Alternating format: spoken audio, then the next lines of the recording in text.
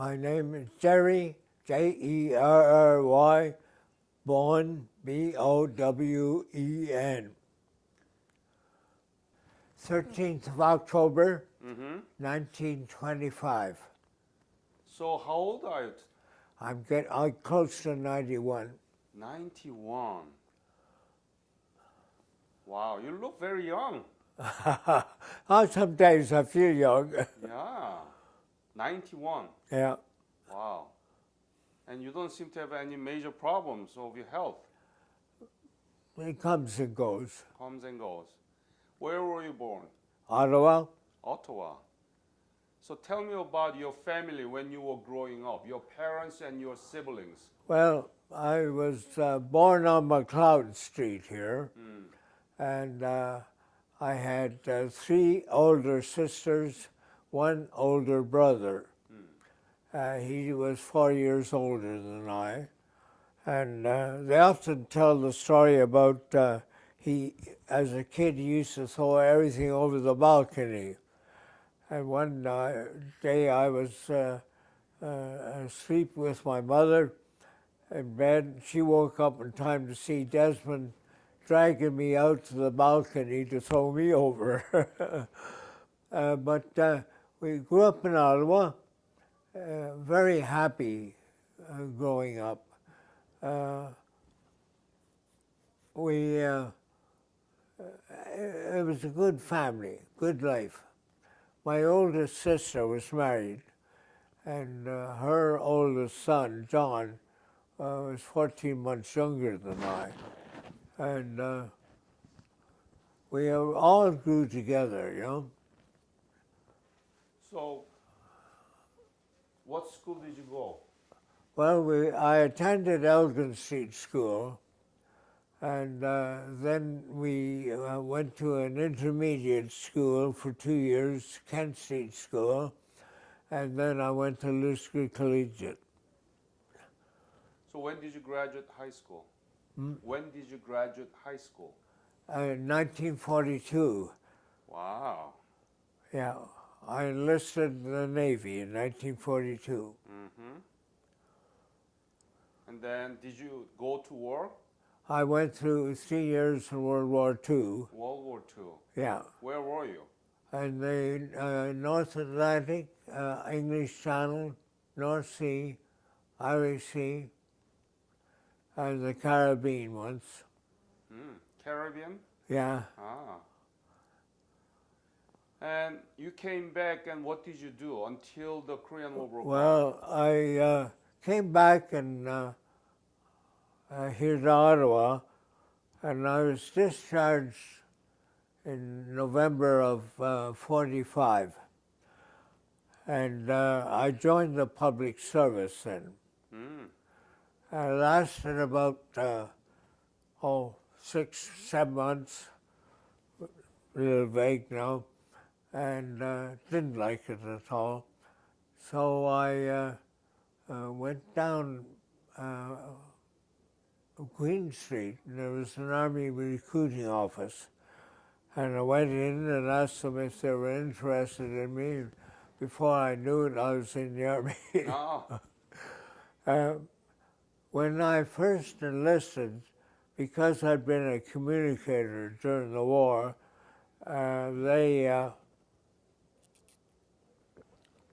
they put me in signals, RC signals. I wasn't particularly happy with it. Why not? But, well, I think I was just fed up with signals. And, but I was attached to the cipher section under a lieutenant by the name of Jack Sheen. And I sort of owe my career in the Army to Jack, because he said at the time that I was a smart young fellow, and unfortunately I would be lucky if I got to the rank of sergeant in the Signal Corps, and because they were only hiring engineers, and that, and he suggested that I go elsewhere. So I transferred to the RCR, the Royal Canadian Regiment. And at that time they were stationed in Brockville and subsequently moved to London, Ontario as their home base. And while I was there, I think I was nominated as Lance Corporal. Was appointed to serve under what we called then the Serving Soldier Educational Plan. And that was for those who did not have a degree. And so I went to Carleton College here, and I went to RMC, and I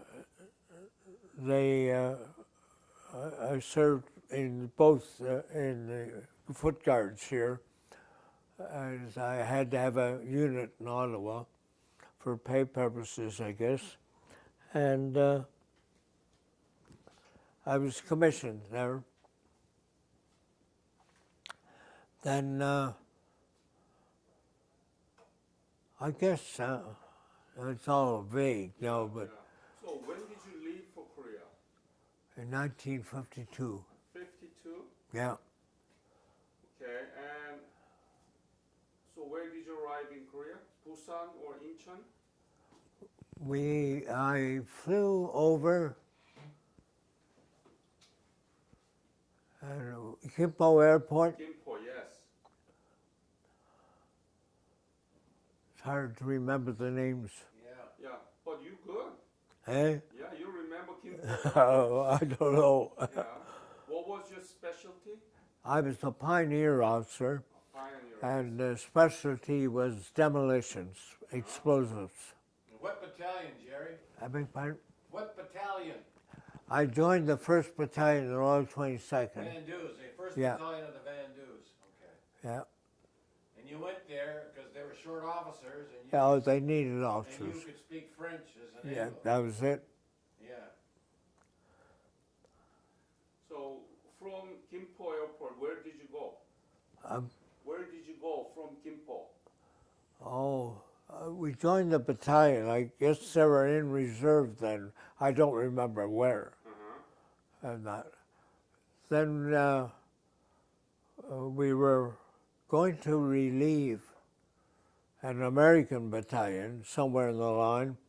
I remember Kit Letourneau and Jack Burstall, I and 2 or 3 others went up for a week with the Americans.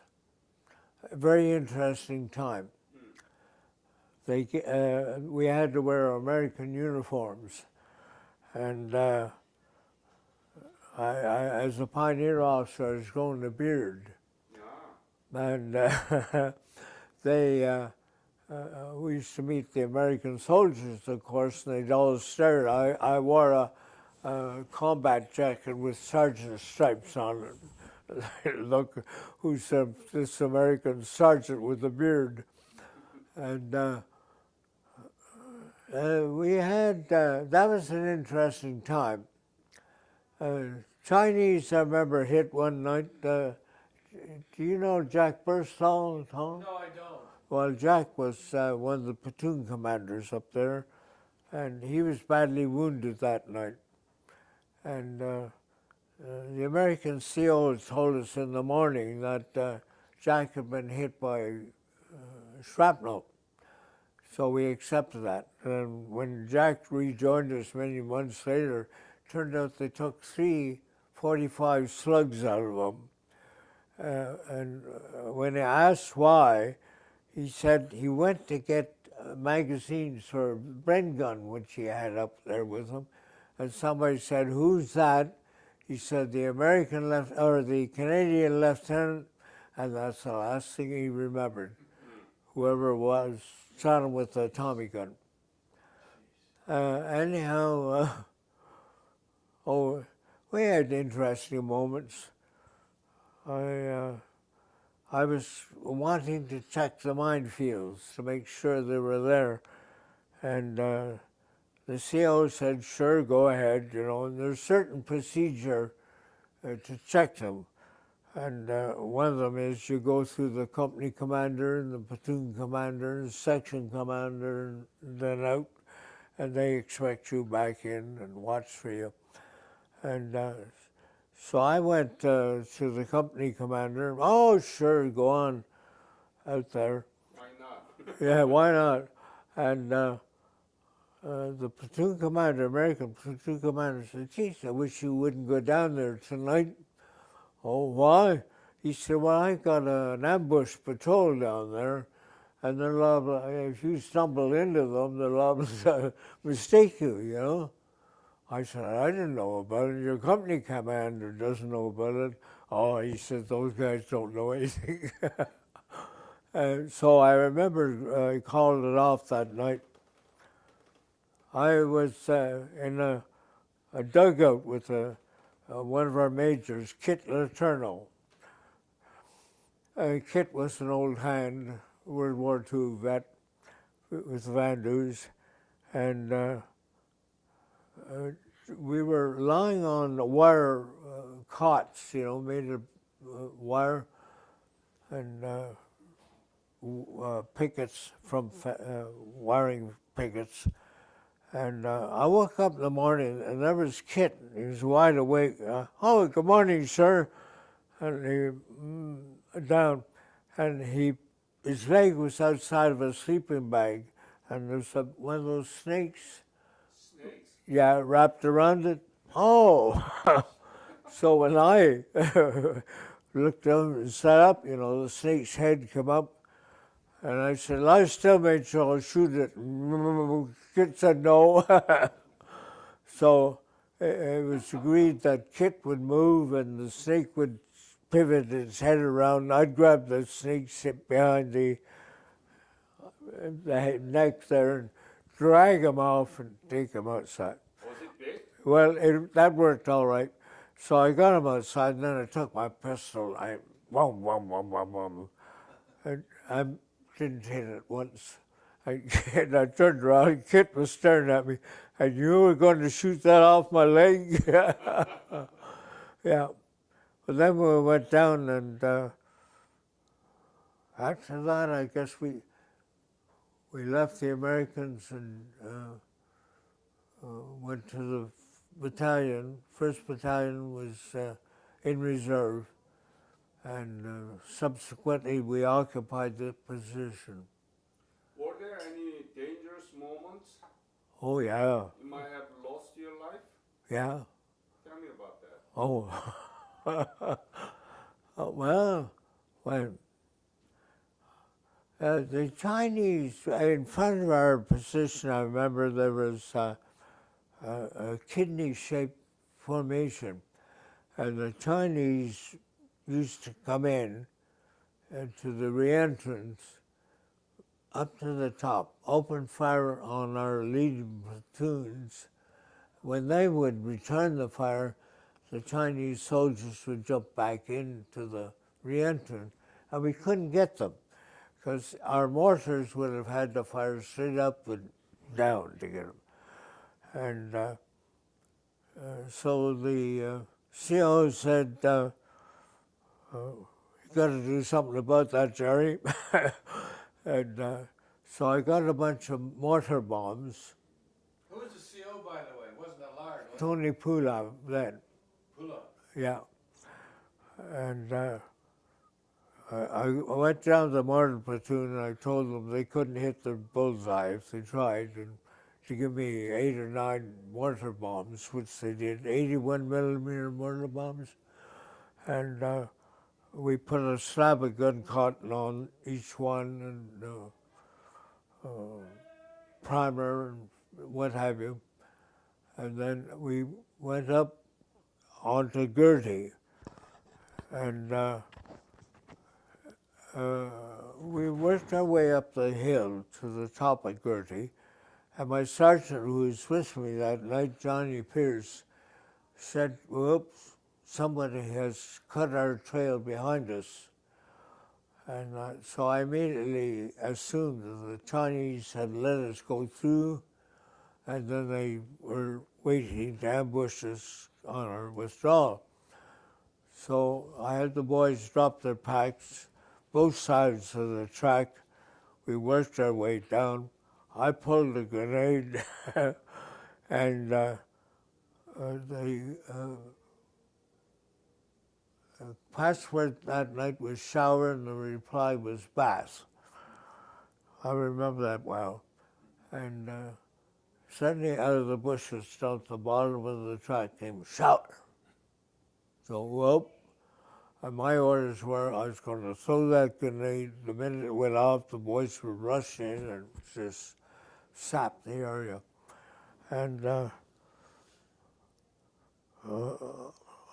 I replied and went down, and it was a corporal and two men who should have been up on the right at the top to protect us while we were mining this thing. Well, I asked him what he was doing. Well, I got lost in the night, you know.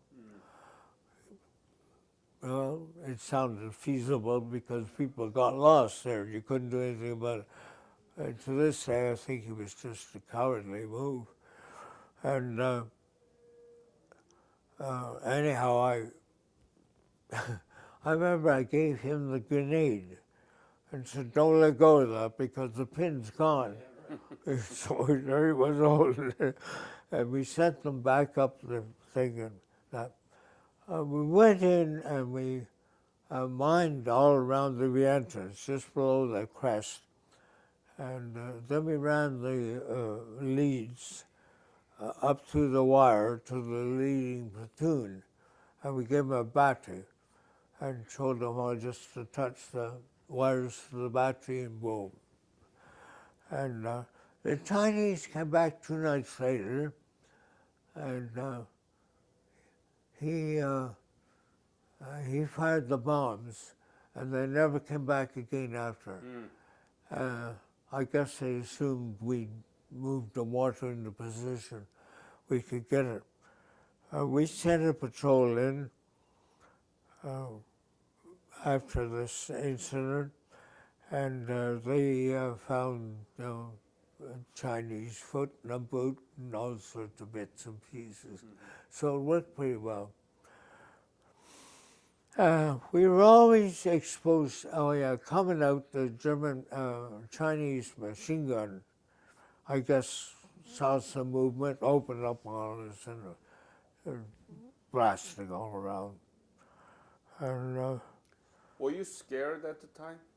no, not, as I look back, I wasn't. Huh. We had a job to do, and that was the paramount thought. Afterwards, you're a little shaky, you know. So, when did you leave Korea? When did I leave? 1953? Yeah, 14 months there. Oh. Patrols every night. So, what was the most difficult thing to you, or things that you most hated when you were in Korea? The weather? Weather. Well, yeah. I had a good platoon. They were loyal, real supporters, all but one guy. This is your pioneer platoon? Yeah. They were all but one guy. And I never had to give an order. Let's go, fellas. Okay, sir. Psst, off we go. So I was lucky. Were you operating in French all this time with your guys? Yes. Pretty well. Some of them knew English. My sergeant was fluent and that, you know. Were you married at the time? Yes. Oh, tell me about your family then, back in Well, the I States. was married and I had 2 sons at that time. Must have been very hard for your wife. And, she did a wonderful job. And raising those boys while I was gone. And I guess she was glad to see me come home. Yeah. I was glad to get home, too. Korea, you know, having gone through World War II, which was in one environment, and then Korea. You couldn't compare the two. They're two different worlds. Right. Yeah. So I got home and then sent to New Brunswick as a recruiting officer. A couple of years down there, and then back to Wolseley Barracks in London. Were you able to write letter back to your wife? Oh, every day. Every day you wrote? Yeah, I wrote something. For example, what did you write? Oh, just the weather's fine, and You're lying to her. well, we never talked about operations. You never talk. No, Mm-hmm. I didn't want to scare her. Right. You know, we were under shell fire all the time, and machine gun fire, and what have you, you know. There was constant patrols. We would meet the Chinese at night. And Doug Banton, Jerry Manel were all killed. Right. And yeah. How often did you receive the letter from your wife? How often? Yeah. Oh, she wrote to me a lot. I don't remember. It'd probably be a week old or something. Do you They still sent the mail to Belleville, the Army Post Office there, I think it was Belleville. They took it up to Trenton and onto an airplane. Yeah. How much were you paid at the time? Oh, God, I don't remember. $100? Wasn't much. I was a lieutenant, whatever a lieutenant's pay was. Lieutenant, right? Yeah. Yeah. And I what did guess you do? about $150 a month or so. 150. And what did you do with the money? Sent most of it at home. It wasn't paid to me. I assigned it home, you Or know. bank account and home. Yeah. Yeah. It went to my wife. Very nice. Yeah. I think that was about the rate of pay for a lieutenant then. Mm-hmm. Did she have a job at the time? Eh? Did she have? Oh, no, she was raising the boys. So you were making a living for them. Yeah. Where was your wife living, Jerry, at the time? We were living in Aylmer, Quebec, Oh, just across the river. Was Yeah. she French Canadian too, or was she English? English. She was Anglo. Did you know anything about Korea before you left for Korea? Then I went. Did you know anything about Korea? Well, we, not an awful lot. As you know, north of the Imjin River, there were no people up there. I had a houseboy who was a young Sucky O, and we called him Johnny. He was the only Korean I had any contact with up in north of the river. And I went to Japan on leave once. I don't think I ever had any contact with the Koreans. Were you in Seoul, Korea? Yeah, passed through Seoul. It was just a massive rubble. It'd been badly beat up, you know, and barbed wire, old trenches, yeah, well smashed up. Yeah. I am amazed when I see pictures of Seoul now. And, Now. oh, You never been back to Korea? no. No? Do you want to go? No, well, I never went back because they don't go up to where the old trenches were. Uh-huh. And meant nothing to me. Yeah, because it's no man's land right now, No, DMZ. And so you did tell me that you saw the picture of Seoul, Korea now. Yeah. Do you see the difference? Oh, yes. It's a big city now. It wasn't when I was there. Yeah, Certainly not. yeah. What do you think about that? Oh, I think that's wonderful. That they can restore. Now, in World War II, you know, I was in London many times. I've been back there several times. And, you know, the British people restored London. Then in Korea, they restored Korea. I think it's wonderful what they've done. Really. Korean people were very nice to us. We didn't see much of them, but anything we saw was good. Oh, so you have a very good memory of. Oh, my memory's gone now. No, I'm talking about you have some idea about how Korean people were able to. Well, I am interested in the fact that, they come here to visit us at the hospital, Yes. and they're always nice to us, always. That's natural. I mean, obvious. You fought for us. We want to come here and say Well, thank you and be it nice may to be you. natural, but I think they overdo it, maybe. Huh? They're really in there. One of them's a senator. Yeah, Martin? Senator Martin. Yeah, Yeah. we met her yesterday. Yeah. Do you like her? Oh, yes. Oh. Yeah. Yeah, she's godmother of Korean War veterans in Canada, right? Well, she shows up at everything. She's a real princess. So, what is Korea to you now? Korea is the place where I fought. Korea,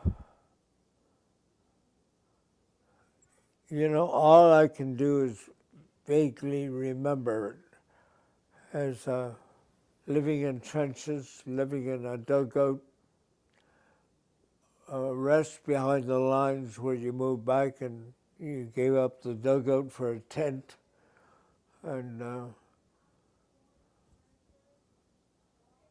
it was just a wartime place. Yeah. The Seoul you remember was completely devastated, right? What? The Seoul. You remember is completely destroyed. Yeah, that's right.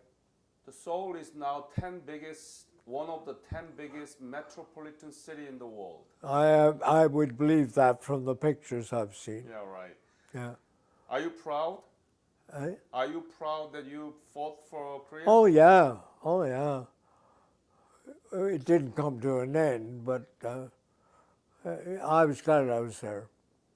I am now. At that time, I was a regular soldier, so it's just another duty, and yeah, I don't suppose I thought of it one way or the other then. When you're young and you have a job to do, yeah. So when you returned from Korea, how old was your children? You said you have 2 boys? Yeah, at that time I had 2. I subsequently ended up with 3. John, the oldest, was about 4 or 5, about 7. And Greg, the youngest then, was about 3 or 4. So what did you do after you returned from Korea? I went on leave, then went to New Brunswick, a recruiting officer, spent 2 years there, then returned to the RCR, went up to Wiltshire Barracks in London.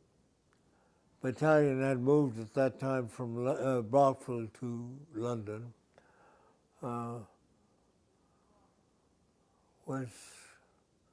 I guess I was there 5 or 6 years. I can't remember now. When did you get out of the Army? 74. Yeah, I did 32 years. You stayed in the RCR right to 74? I was staff appointment. That way, yeah. Yeah. What rank did you get out at? We went to Germany. I went to Cyprus twice. What rank did you reach? Major. Major, okay. Only in the Army could I reach the rank of major.